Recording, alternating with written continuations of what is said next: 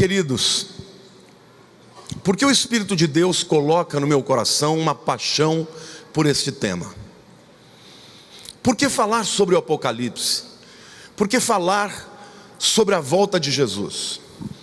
Em primeiro lugar, porque esse é um tema grandemente legado ao esquecimento. São pouquíssimos os pregadores que falam sobre esse tema. São pouquíssimas igrejas que abordam esse tema. As pessoas têm medo de falar sobre isso. O livro de Apocalipse é muito difícil. Eu não vou estudar, ele é muito controverso. Eu não vou falar de uma coisa que eu não tenho certeza. E por conta disso, a promessa que o Senhor deu: bem-aventurado todo aquele que lê as palavras desse livro e as guarda. Existe uma bem-aventurança, uma bênção especial, somente para você ler o livro de Apocalipse, que dirá pregar e ouvir. Amém? Então olhe para a pessoa do teu lado e diga assim: abre o teu coração, porque hoje Deus vai falar com você.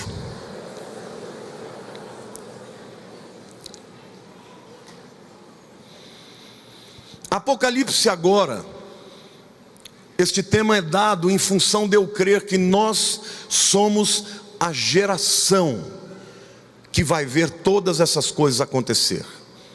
Aliás, algumas das coisas que o livro de Apocalipse fala já estão acontecendo. Nós não vamos marcar data, afinal de contas a própria Bíblia nos proíbe de fazer isso. Mas o próprio Senhor Jesus diz para nós observarmos os tempos, observarmos os sinais de que estas coisas vão acontecer. Então eu quero começar lendo Lucas 21, 10 a 11. Palavra de Jesus. Então lhes disse: levantar-se-á nação contra nação, e reino contra reino. Haverá grandes terremotos, epidemias e fome em vários lugares, coisas espantosas e também grandes sinais do céu. Alguém pode dizer: mas isso sempre aconteceu. Mas quando Jesus fala sobre isso, ele estava falando de uma pequena nação, Israel, num tempo em que o mundo nem tinha sido descoberto ainda. E ele fala que estas coisas aconteceriam em proporções globais. Então nós estamos vivendo este tempo em que estas coisas acontecem. Jesus chama estas coisas de princípio de dores. É literalmente a mulher grávida que está perto de dar à luz. De vez em quando ela tem uns sinais, não tem? Uma dorzinha: será que é agora? Aí de repente passa: não, ainda não é agora. Começa a dar uma contração, ela começa a sentir aquelas dores. Isto anuncia que rapidamente, em breve, o bebê vai nascer. Quando Jesus usa esta figura, princípio de dores, ele está falando literalmente da mulher grávida que está para dar à luz. Ele também diz lá nos versículos 25 a 28 de Lucas 21: haverá sinais no sol, na lua e nas estrelas. Sobre a terra, angústia entre as nações, em perplexidade por causa do bramido do mar e das ondas. Olha que coisa interessante. Jesus está falando que as nações iriam ficar perplexas com os tsunamis. Naquele tempo, podia acontecer tsunamis, mas quando aconteciam numa nação, a outra não ficava sabendo. Mas no tempo em que ele está falando, quando isso acontecesse, as nações ficariam perplexas com os tsunamis, com o bramido do mar e das ondas. Haverá homens que desmaiarão de terror e pela expectativa das coisas que sobrevirão ao mundo, porque os poderes do céu serão abalados. Então, diga então, se verá o Filho do Homem vindo numa nuvem com poder e grande glória. Ao começarem estas coisas a suceder, exultai, diga exultai, e erguei a vossa cabeça, olha para o céu, porque a vossa redenção está próxima. Você pode aplaudir o Senhor?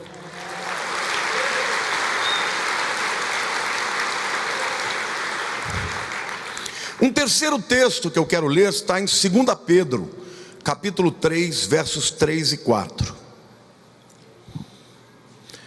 Tendo em conta, antes de tudo, que nos últimos dias virão escarnecedores com os seus escárnios, andando segundo as próprias paixões e dizendo: onde está a promessa da sua vinda? Porque desde que os pais dormiram ou morreram, todas as coisas permanecem como desde o princípio da criação. O apóstolo Pedro prevê que no tempo da vinda de Jesus, muitas pessoas rirão, escarnecerão, simplesmente daqueles que creem na volta de Jesus. E vão dizer assim: escuta, passaram 2000 anos, tudo é a mesma coisa. Entra uma geração, sai uma geração, onde que está a vinda dele? Ele não vem coisa nenhuma. Isto também foi profetizado pelo Senhor. Aliás, quando Jesus fala da sua vinda, ele diz que seria como nos dias de Noé e como seria nos dias de Sodoma. Duas circunstâncias onde o pecado chegou a níveis estratosféricos. Em Noé era violência, e em Sodoma imoralidade, uma sexualidade desenfreada, exatamente o que nós estamos vendo nos nossos dias. Eu não tenho dúvidas de que nós estamos muito próximos da vinda de Jesus. E a razão de eu trazer essa palavra para vocês, essas 4 mensagens, é para que você esteja preparado. Cutuca o teu irmão do lado e diga: se prepare. Porque tem muita gente que pensa que vai subir, mas não vai.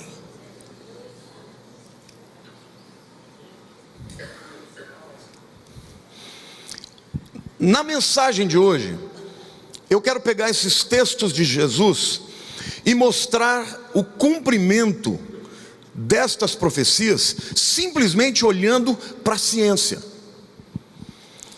A ciência, na verdade, ela estuda os fenômenos naturais.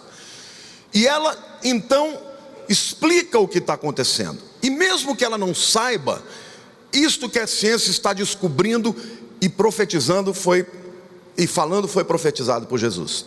Eu quero começar falando sobre a disciplina da sismologia. Você sabe o que é sismologia?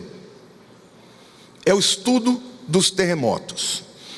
Eu quero mostrar um gráfico para vocês dos terremotos mais poderosos, chamados, aqui está dizendo, ó, worldwide deadly and destructive earthquakes between magnitudes and from 6 to 8 de 1900 em diante. Ou seja, os terremotos mortais ao redor do mundo que são destrutivos entre as magnitudes de 6 a 8 pontos na escala Richter. Aqui, no começo do século, esse era o número de terremotos, tá? Tá vendo? Esta linha vertical tem 0, 5, 10, 15, 20, 25. Isso é o número de terremotos que tinham acima de 6 pontos na escala Richter. Olha como era baixo. Dá uma olhada a partir do ano de 2000. Vocês estão entendendo que o número de terremotos poderosos e destrutivos está aumentando significativamente? Jesus disse que isso iria acontecer. Quantos de vocês se lembram do mega terremoto que teve na Indonésia em 2004? Quantos se lembram?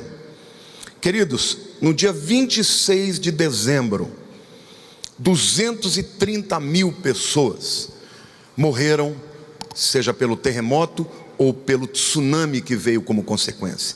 Agora, detalhe, esse terremoto, ele é um sinal de Deus, de como Ele vai livrar a sua igreja do juízo que virá. Isso é real. Por quê? Porque a Indonésia é um país muçulmano, e os cristãos são muito perseguidos e mortos lá. Então, quando chegou na época do Natal, de celebrar o Natal, as autoridades disseram: vocês não vão celebrar o Natal aqui não. Se quiser, vão celebrar nas montanhas. E o povo foi. todos os cristãos foram para as montanhas. Dias 24, 25, 26, eles ainda estavam lá, quando veio o tsunami e matou 230 mil pessoas. Eu tenho um amigo que é dentista, mas é missionário. Ele estava lá 2 dias após o tsunami com a equipe da ONU. E ele foi escoltado por alguns muçulmanos, e eles estavam se arrependendo e dizendo: isso é porque nós estamos matando os cruzados. Os cruzados são os cristãos. E ele disse mais: nenhum cristão morreu, nenhum. Deus permitiu que a autoridade os expulsasse para que eles fossem protegidos, assim como o arrebatamento virá tirar o povo de Deus da terra quando vier o juízo sobre a terra. Glória a Deus, irmãos. Deus está avisando.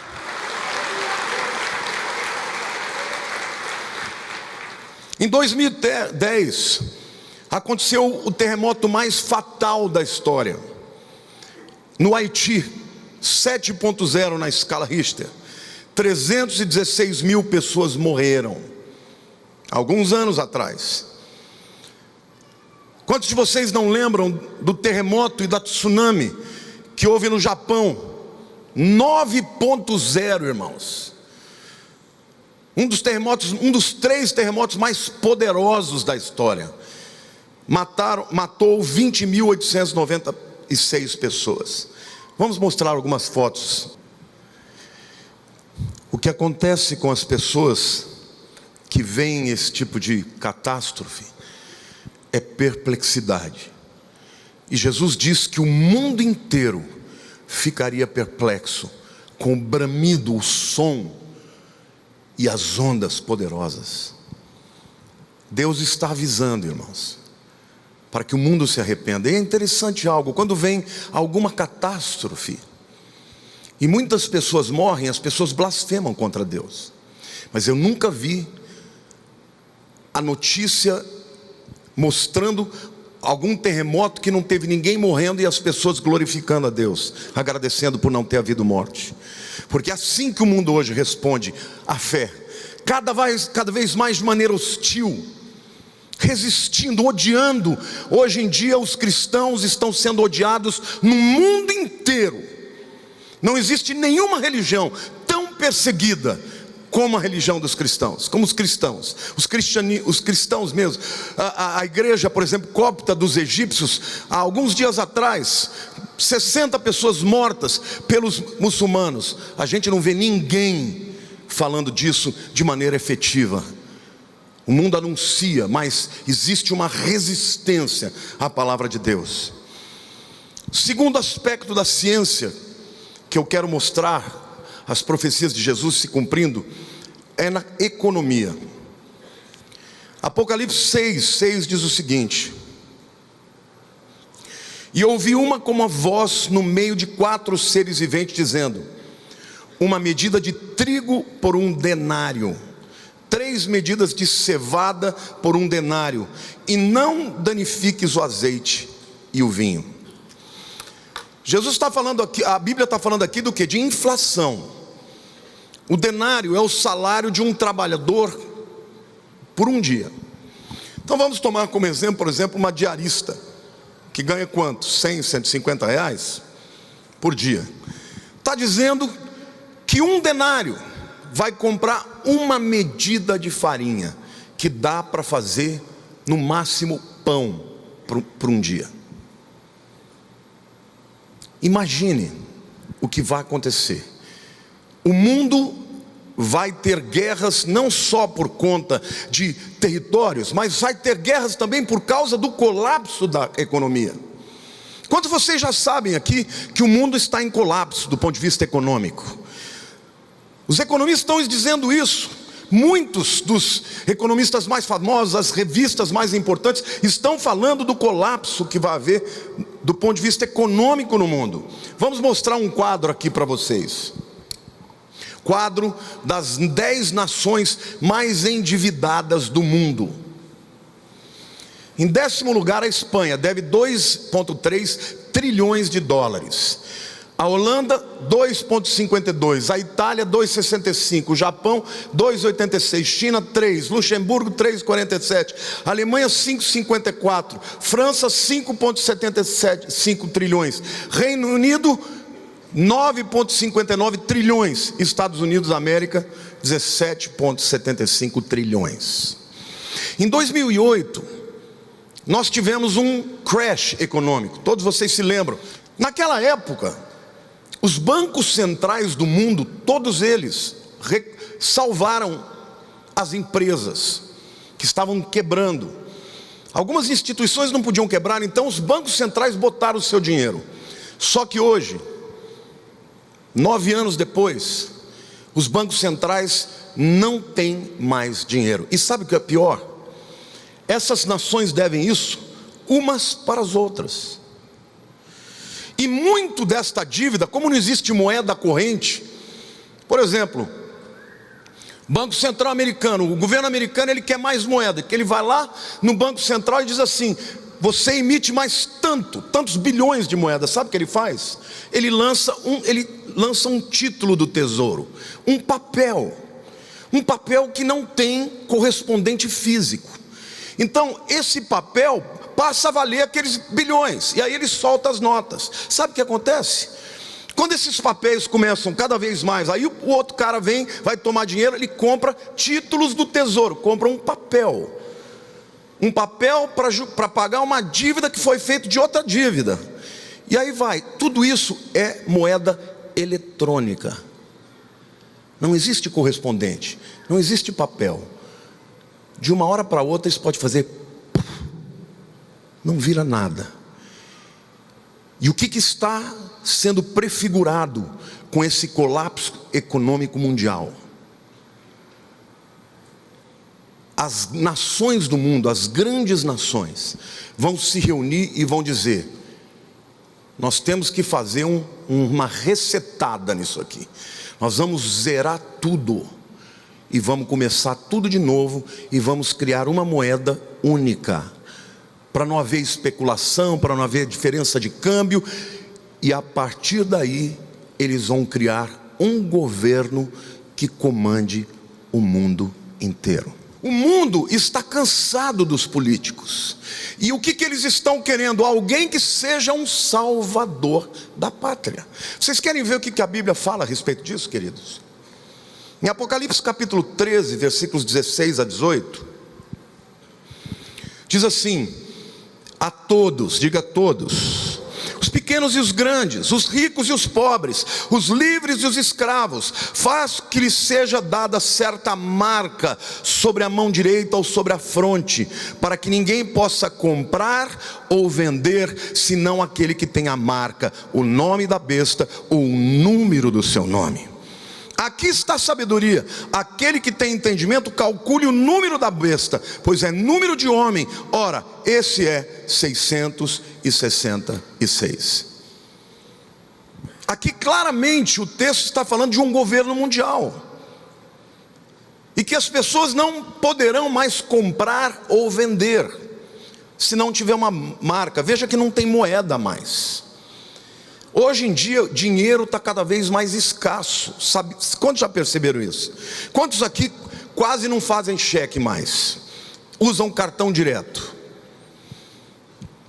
Daqui a pouco, gente, quando tiver um governo mundial, uma moeda única, essa marca, ela vai representar, na minha opinião, um governo centralizado, muito provavelmente pela ONU. Porque hoje as questões de escala mundial são resolvidas pela ONU. A ONU tem o seu exército, a ONU tem o apoio. Nós já temos na Europa o Parlamento Europeu, que une deputados e senadores de todas as nações. Ou seja, o mundo está percebendo que não vai conseguir resolver os problemas por si mesmo. Então eles vão criar um mecanismo de autoridade, de controle, de poder, para que as pessoas possam estar debaixo da mesma égide, da mesma autoridade, e desta maneira eles distribuam as riquezas de maneira equânime para o mundo todo.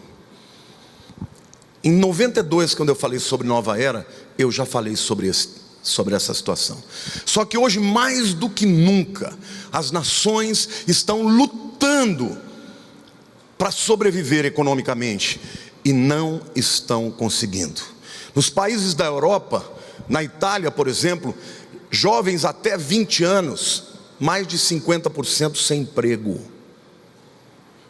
Na Europa, em geral, está assim. As pessoas estão procurando respostas. E quando esta dívida chegar a um ponto em que será impagável, os líderes vão se reunir e eles vão estabelecer a nova ordem mundial. Um novo governo mundial. Uma única moeda mundial. E para você poder fazer qualquer operação financeira, você vai ter que ter essa marca. Agora, detalhe: todos aqueles que estudam sobre o tema sabem que a causa que eles vão criar uma nova religião que será ecumênica, uma mistura de todas as religiões, é porque a maioria das guerras hoje se dá por causa de religião. Sim ou não? Muçulmanos matando muçulmanos, sunitas, xiitas, judeus e árabes, tudo causa religiosa. Cristãos e muçulmanos. Então eles vão dizer: olha, para que haja de fato paz sobre o mundo, é necessário que haja uma religião. E esta religião, ela será uma religião múltipla. Haverá elementos de todas as religiões. E aí, se você disser só Jesus é o caminho, você vai ser acusado de quê? De preconceituoso. Sim ou não? Eu desafio alguém aqui ir para a televisão e defender o casamento heterossexual, casamento de homem e mulher, e condenar o outro. O que vai ser visto pelos outros como preconceituoso. As pessoas odeiam simplesmente por você crer assim. O mundo está avançando para esse tempo, irmãos, e nesse tempo, aquele que não se submeter a este controle, a esse governo mundial, não vai poder nem comprar, nem vender. Será um tempo muito difícil, muito difícil. E a Bíblia diz claramente que se alguém receber este número, esta marca, não será salvo. Não vai ter aquele negócio de dizer: não, eu vou fingir que eu concordo, mas eu não concordo. Estão assustados? Não precisam. Porque se você for fiel a Deus e crer no Senhor e andar esperando por Ele, se preparar para esse dia, você não vai estar aqui quando isso acontecer. Glória a Deus.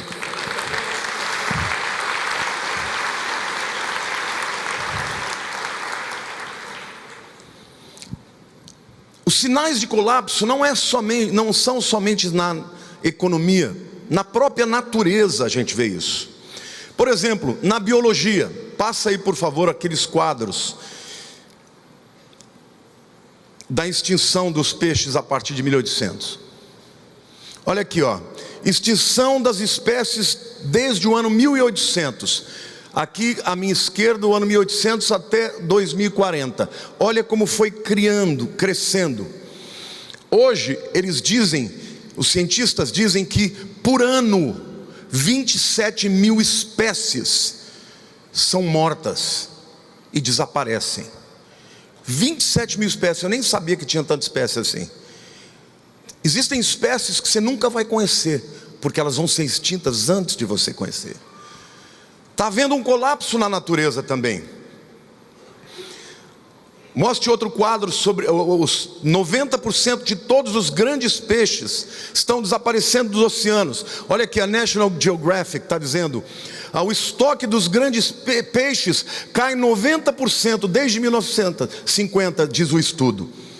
90% dos grandes peixes nos mares, esses peixes grandes, atum, peixe swordfish, peixe espada e peixes grandes de pesca, 90% desapareceram de 1950 até agora.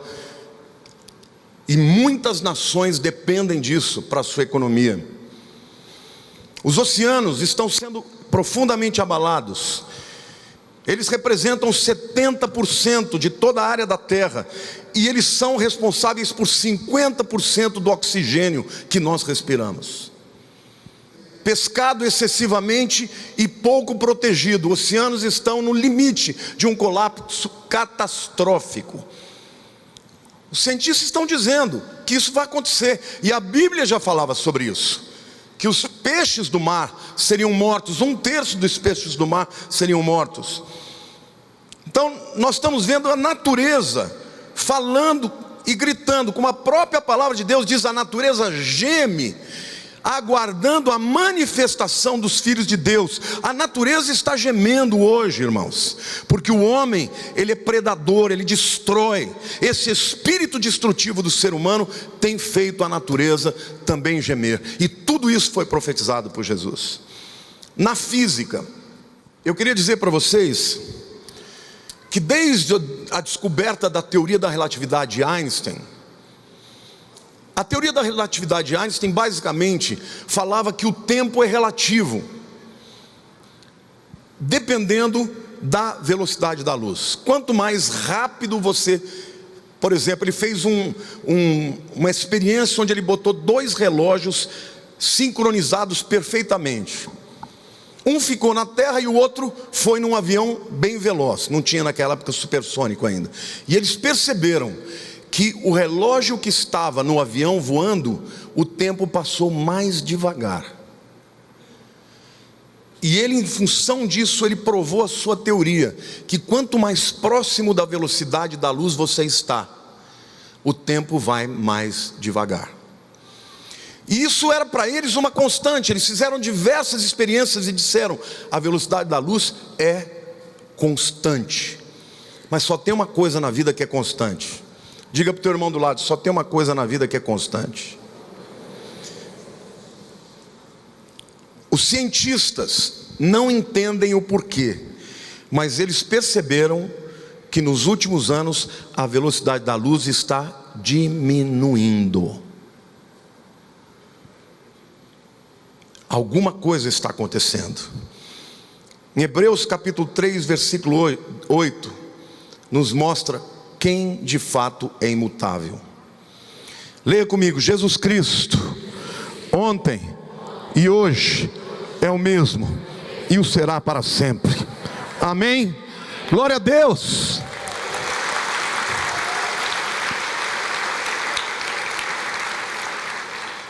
Em quarto lugar, eu quero mostrar evidências na astronomia. Apocalipse capítulo 6, versos 12 e 13 diz o seguinte: vi quando o Cordeiro abriu o 6º selo, e sobreveio grande terremoto. O sol se tornou negro, diga eclipse, como saco de crina. A lua toda como sangue, diga eclipse da lua. As estrelas dos céus caíram pela terra como a figueira, quando abalada por vento forte deixa cair os seus figos verdes. Jesus aqui ele está profetizando de sinais nos céus que deveriam nos apontar a sua vinda. Primeiro, ele fala de eclipse solar. Aí alguém vai dizer: mas sempre houve eclipse. Mas por favor, mostra aquelas tétrades para mim. Lembrem-se quando eu falei das luas de sangue? Diga assim: eclipse de lua e de sol é comum, mas caindo exatamente nas festas judaicas, bíblicas, é raríssimo. Raríssimo. Na Páscoa de 2014 tivemos uma lua de sangue, como Jesus falou. Tabernáculos, tivemos outra lua de sangue. No meio disso, um eclipse solar. Depois, na Páscoa de 2015, lua de sangue. Tabernáculo de 2015, lua de sangue. Queridos, isso é extraordinário. Para vocês terem uma ideia, em 2000 anos aconteceu 3 vezes. E em todas as vezes aconteceu algo referente à nação de Israel. nós estamos muito próximos da vinda de Jesus, queridos. Jesus falou que haveria sinais nos céus, e os rabinos dizem que quando há eclipse lunar, ele diz que é juízo sobre Israel. Quando é eclipse solar, é juízo sobre as nações gentílicas. Nós estamos perto disso acontecer. O texto diz mais assim: as estrelas do céu caíram pela terra. A palavra estrela no grego é aster. Aster. Você conhece, sabe que a palavra Esther, o nome Esther significa estrela, não sabe? No grego estrela é aster. É a palavra que nomeou asteroide. Os sinais de Deus é que esses asteroides também estariam avisando a vinda do Filho do Homem. Lucas 21:11 diz: haverá grandes terremotos. No grego é mega sismos. Grandes terremotos, epidemias e fome em vários lugares, coisas espantosas e também grandes sinais nos céus. Então diga sol, eclipse do sol, eclipse da lua. Diga angústia sobre as nações, homens aterrorizados pela expectativa das coisas que acontecerão.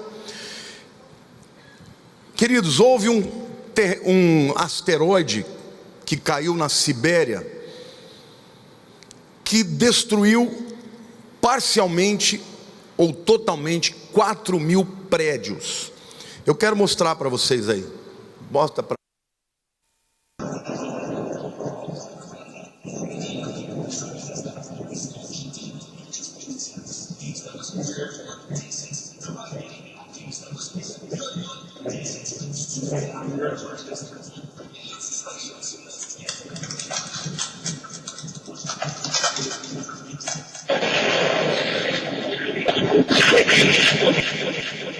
Well, here's something out of the box, isn't it, folks? A meteor in Russia. Now, remember, there was a really big event like...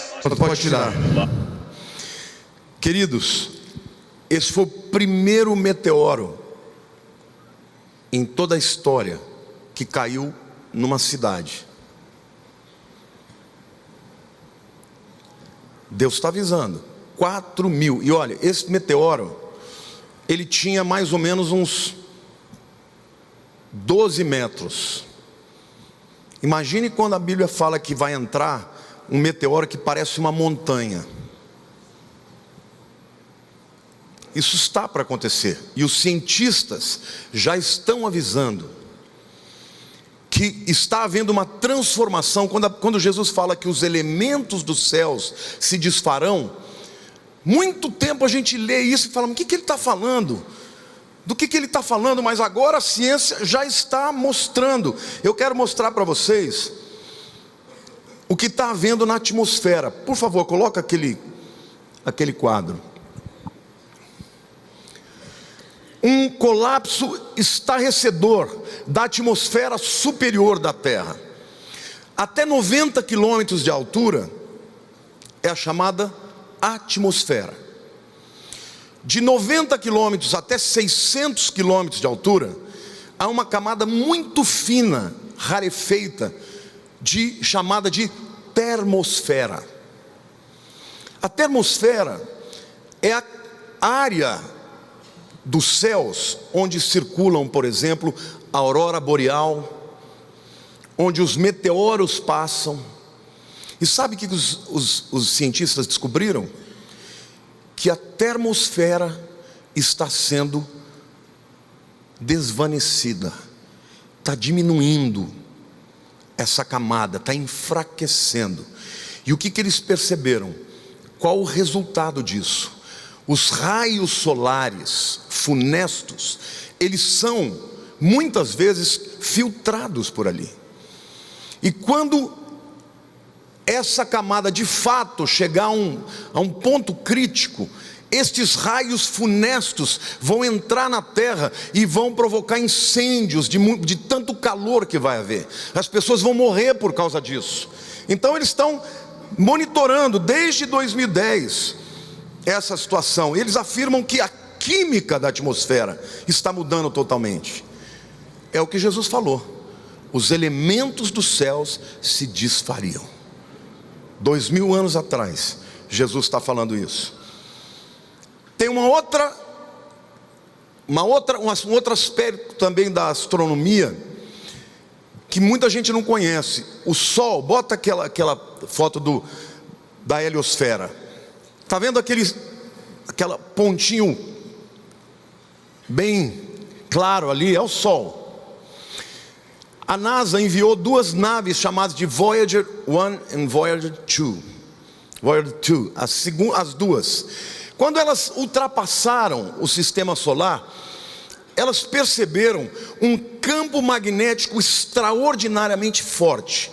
E eles denominaram isso de heliosfera. Heliosfera, esfera é círculo e hélio é sol. É uma camada magnética produzida pelo próprio Sol. É como se o Sol tivesse uma bolha em torno dele, que filtrasse os raios solares que chegam na Terra.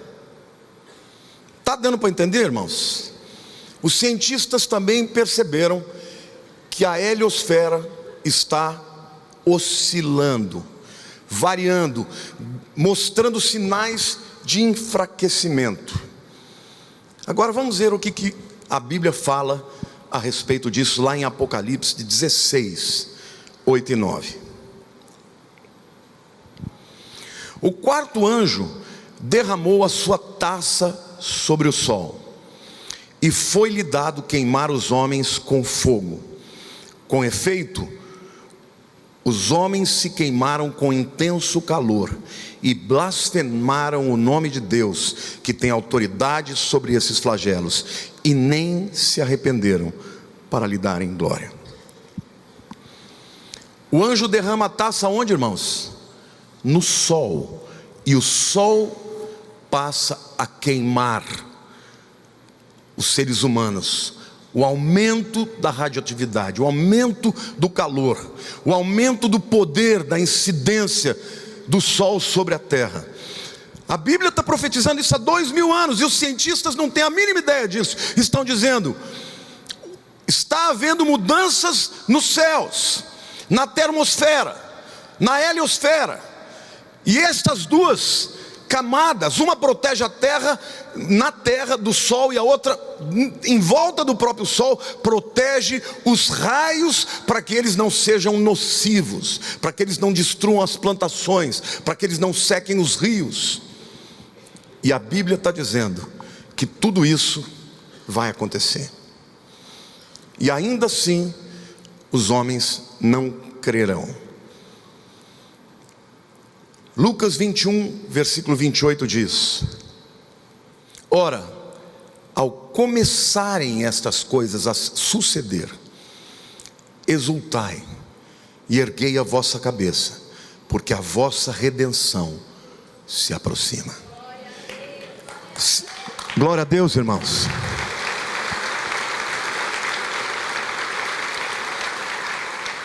Você sabe o que a palavra redenção significa? Significa libertar mediante um pagamento. Libertar mediante um pagamento. A figura era do escravo no mercado de escravos.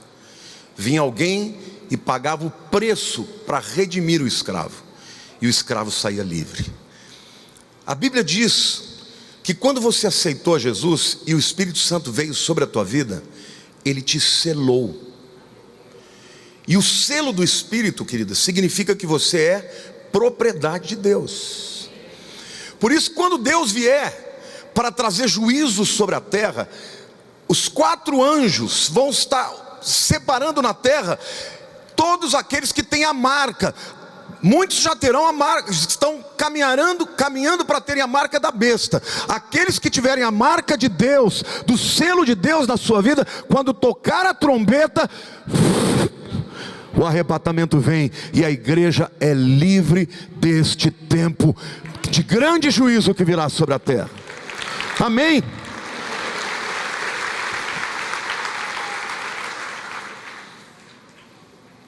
Muita gente vai dizer assim: mas pastor, será que a gente vai passar por isso? Num dos estudos que a gente estiver falando, eu prometo a vocês que eu vou mostrar para vocês que vocês que são de verdade de Jesus não passarão por isso. Quantos aqui querem subir com Jesus? Diga amém. Sabe, querido, a palavra de Deus diz assim, que não virá o arrebatamento antes que duas coisas aconteçam. Antes que venha a apostasia. Apostasia é o abandono da fé. Vocês estão percebendo o esfriamento da fé no mundo? Hoje as pessoas não só vivem para si mesmas sem preocupar com Deus, como odeiam os crentes. Quantos de vocês já foram perseguidos simplesmente por ser crente? Esse é o tempo da apostasia. Além da apostasia, ele diz que vai se manifestar o filho da perdição, o anticristo. Portanto, a igreja vai ver esse camarada se levantar, mesmo que não saiba que é ele. Ele já pode estar aí por aí. Tem alguns candidatos aí que eu não vou dizer o nome, mas a Bíblia diz como ele é. Diz que ele odeia as mulheres, não respeita mulheres, que ele é falastrão, falador. A Bíblia fala de muitas coisas. Fala que ele vai fazer um acordo de paz entre Israel, os árabes e os cristãos, de 7 anos. Por isso todo líder mundial que se coloca para fazer essa paz mundial, eu já fico de olho. Porque se for de 7 anos, meu querido, dobra o joelho, confessa pecado, porque Jesus está para vir. Agora tem um detalhe que é muito interessante. A Bíblia diz que ele não pode se manifestar como quem ele realmente é, enquanto que aquele que o detém seja retirado. Sabe o que a Bíblia está dizendo para você e para mim? Que ainda que o anticristo esteja no poder de Satanás, ele tem que nos engolir. Enquanto a igreja estiver aqui, ela vai resistir ao avanço do anticristo. Ela vai pregar o evangelho, as pessoas vão ser salvas, ela vai orar pelos enfermos, a igreja vai avançar. Então, querido, eu quero te dizer, ainda que nós estamos vivendo este momento de colapso mundial, o mundo está sem esperança. Enquanto nós estivermos aqui na terra, o favor de Deus ainda prevalece na vida deste mundo, por causa de você e de mim e da sua igreja. Amém.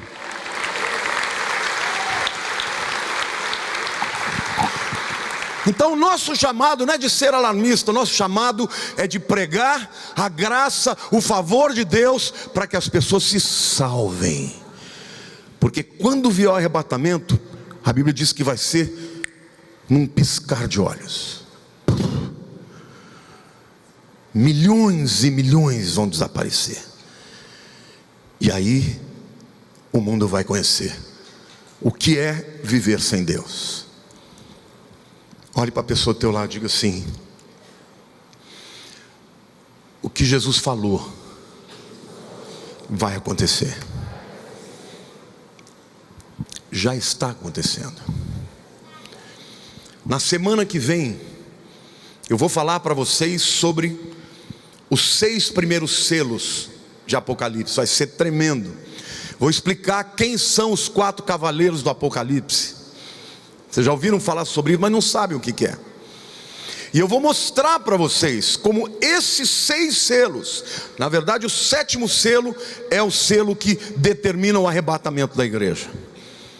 Estes 6 primeiros selos falam da realidade que nós estamos vivendo em todos os aspectos. Hoje eu mencionei somente a ciência, mas no domingo que vem eu vou falar de espiritualidade, eu vou falar sobre as revelações, quem são de verdade esses cavaleiros, e eu vou mostrar para vocês como nós estamos muito perto do arrebatamento da igreja.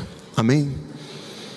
Qual é a posição do crente? Depois de você ouvir uma palavra, qual é a sua posição? Você tem certeza que você vai subir?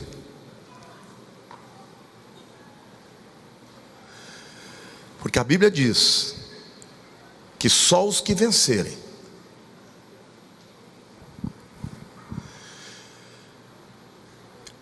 esse será o tema da minha última mensagem. Quem vai subir? Porque eu francamente, queridos, eu acho que tem muita gente aqui que pensa que vai, mas não vai, mas que pode, se mudar a sua vida. Quantos aqui estão prontos? Quantos desejam estar prontos para Jesus? Quantos anelam a sua vinda? Quantos desejam que Ele venha? Qual é a resposta da igreja nesse mundo? Amar a Jesus, viver para Ele, testemunhar. Você pode estar vivendo uma grande luta na sua vida pessoal, mas saiba você, que você não é um fraco. Você faz parte da resistência do espírito do anticristo, que há 2000 anos tenta dominar esse mundo, mas a igreja está avançando, e vai avançar até o dia que o Senhor do céu tocar a trombeta e convocar para que ela seja arrebatada. Amém? Então agora, querido, viva para Jesus, dê o coração para Ele, entregue a sua vida a Ele, o seu tempo, os seus dons, os seus talentos. Porque o mundo aí fora não tem a mínima noção do que vai enfrentar, mas nós sabemos, Jesus está voltando. Vamos ficar de pé.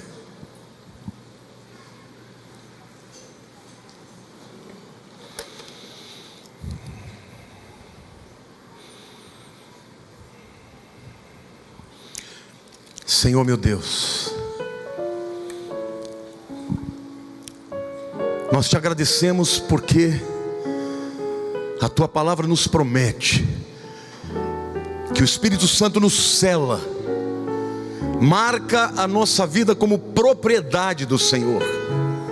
E a tua palavra diz que é o teu Espírito quem é o penhor, a garantia de que no dia do arrebatamento nós vamos subir. Por isso, Senhor, eu oro para que cada vida aqui olhe para dentro de si.